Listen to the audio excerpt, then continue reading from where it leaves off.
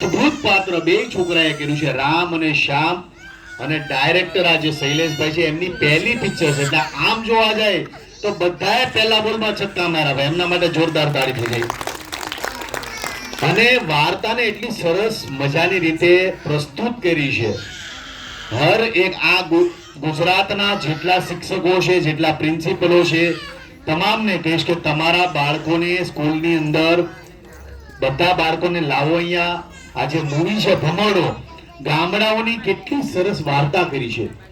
એટલે હરેક લોકોને કહું છું કે પોતાના બાળકોને તમે જો આ મૂવીની અંદર કેટલા બધા મેસેજ છે. ખાલી કોમેડી નથી, પણ કોમેડીની સાથે સાથે કેટલા બધા મેસેજ છે કે ભાઈ માતા પિતાનું રિસ્પેક્ટ કેવી રીતના કરવું, એક ડ્રીમને લઈને આગળ કેવી રીતના વધવું. આ રામ છે એવું વિચારે કે મારે ડોક્ટર બનવું છે, તો એ ડોક્ટરને કેવું પકડી રાખે છે કે ભાઈ જે વસ્તુમાં રસ નથી પણ એ રસ દાખવી અને એવું વિચારે છે કે જો હું આમાં રસ લઈ તો આગળ જઈને ડોક્ટર બનીશ.